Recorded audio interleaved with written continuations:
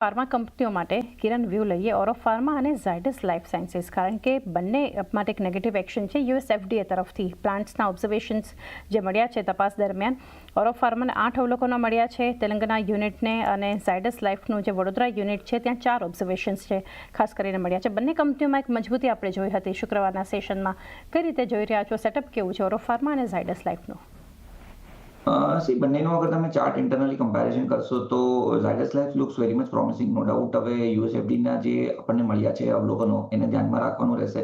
પરંતુ after market opening અગર જો માર્કેટમાં ઝાયડસ લાઈફ 1000નું લેવલ કન્ટિન્યુ સસ્ટેન કરી રાખે છે તો મારા હિસાબથી ડરવાની જરૂર નથી.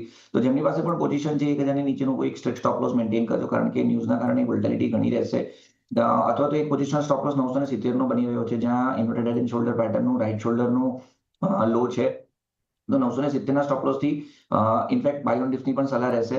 અને જો તમે રિસ્ક લેવા નહીં માંગતા હોય તો ઉપરમાં 1020નું લેવલ ક્રોસ થવા દો. જેવું 1020નું લેવલ ક્રોસ થશે એ પછી ઉપરમાં 1200 સુધીના લેવલ્સ આપણને દેખાઈ શકે એમ છે. તો ઝાયડસ લાઈફ કોઈ પણ ઘટાડે બાય કરવાની સલાહ રહેશે. થોડું રિસ્કી રહેશે આફ્ટર ધીસ ન્યૂઝ, પરંતુ મારા હિસાબથી 970નો એક સ્ટ્રેટ સ્ટોપ લોસ રાખવાનો રહેશે.